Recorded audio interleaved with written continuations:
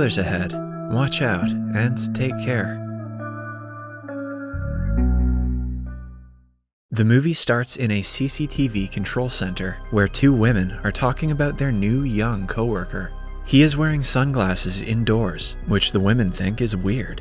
Suddenly, they detect two robbers on the run. Their boss is notified and they quickly call the police. Everyone in the office tracks the robbers through the cameras, and yet they get lost. When they start losing hope, the new employee shows them a clip of the robbers hiding in an alleyway. Because of his help, they are soon caught by the police. The employee's name is Yo Jang-bu, and he has a rare genetic condition that makes him see everything in slow motion. Using his disorder, he was able to see where the robbers went, even though they were moving at a high speed. When Jang-bu was in Class 5, he took part in a relay race with his childhood crush, Bong Soo-mi. That was when he first started to see things in slow motion. His parents took him to Dr. Seok, who diagnosed him with dynamic visual acuity, a rare disorder that enables him to visually perceive fine detail in a moving object that ordinary people cannot, as if he's seeing the world in slow motion. To prove that Jang-bu does in fact have the disorder, the doctor throws a baseball at him at high speed, which he catches with ease. Had the test failed, Jang-bu could have sued that doctor's ass. The doctor advises him to wear sunglasses at all times for comfort. After Jang-bu is diagnosed, his father flies to a foreign country to earn money for his treatment. Jang-bu is left at home with his mother and younger sister. He claims that the disorder has been a blessing and a curse at the same time. Although he could watch the wind move women's skirts in slow motion, he was bullied in school for his sunglasses. His only friend then was Soo-mi, who he started to fall in love with. But as time passed, Soo-mi got severely bullied for being his friend, and so she left him. Following that, Jang-bu has never had a friend. He wanted to lose his eyesight altogether, so he watched TV all the time. His vision didn't really get worse, but he developed an obsession with K-dramas, a fate worse than blindness. He learned all the social skills from the actors in the drama, but never got out of the house to practice them. His father refused to return to Korea, even during the holidays, to continue to save money. But it all went to waste when one day he died because of an accident in the workplace. Following the death, the only man that Jang-bu is close to is Dr. Seok. He advises him to see the world outside of his room and help his family with money. That is why Jang-bu starts to work in the CCTV control center.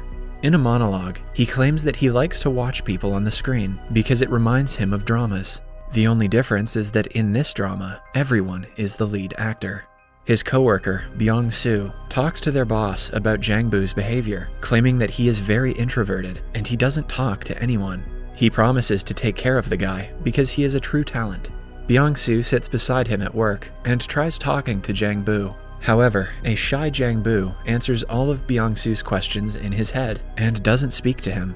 While monitoring the cameras, he seems to be counting how many steps people take to reach a certain place. Byung-soo thinks it's weird, but doesn't ask any questions. Clearly, Byung-soo never watched Sesame Street.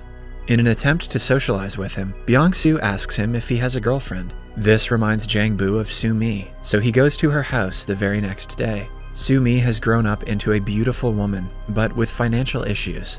Her debt collector nags her to sell the house to pay back her loans. Jang-bu watches her from afar, but is too scared to go talk to her. From that day onwards, he watches her through the CCTV cameras every day and memorizes her daily routine.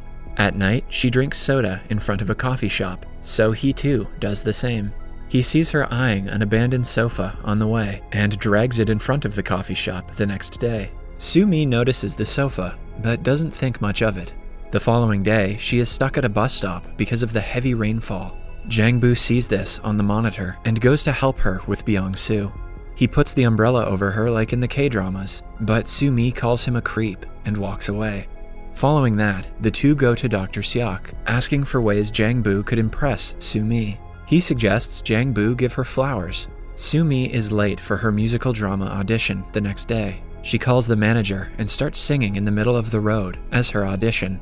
As she sings a beautiful song, the bystanders watch her in awe. Jang-bu also arrives there with a bouquet of flowers. He hands her the flower after the song, but Soo-mi doesn't appreciate it. She tells him she would prefer a box of ramen and walks away.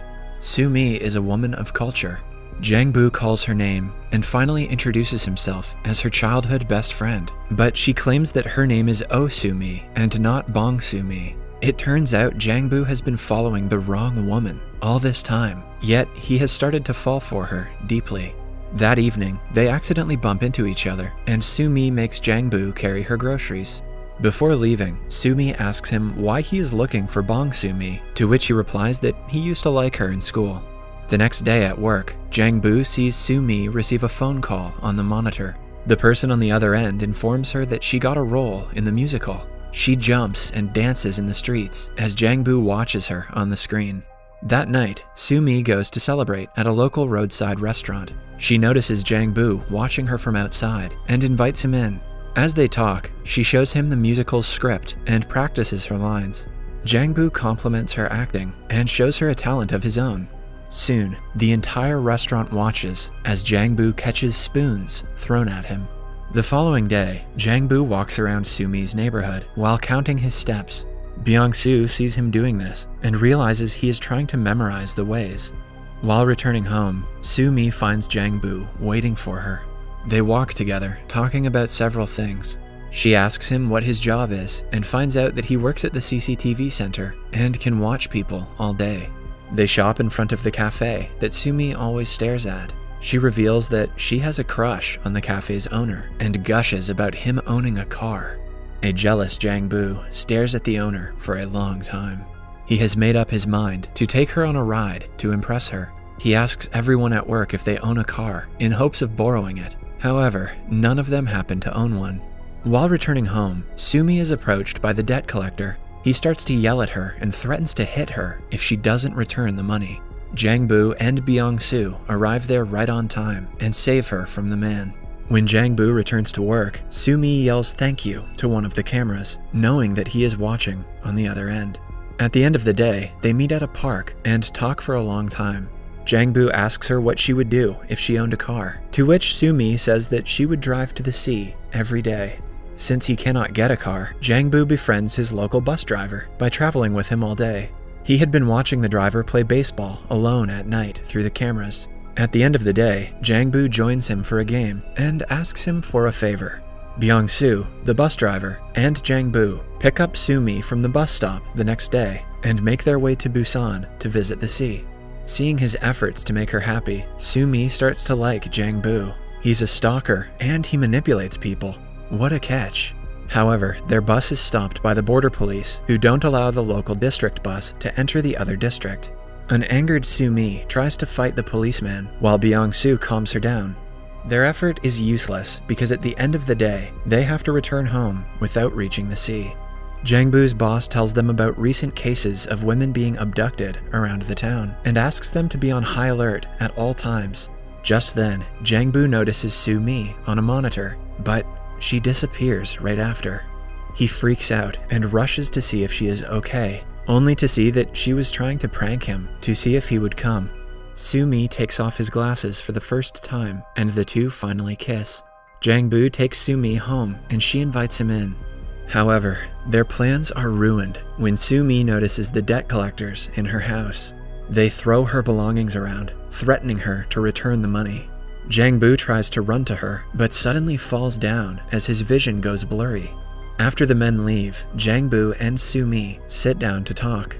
In the pile of stuff that the collectors threw out are drawings that Jang-bu made for Su-mi when they were in school. Su-mi reveals that she lied to him about being a different girl because she didn't want to be compared to her younger self.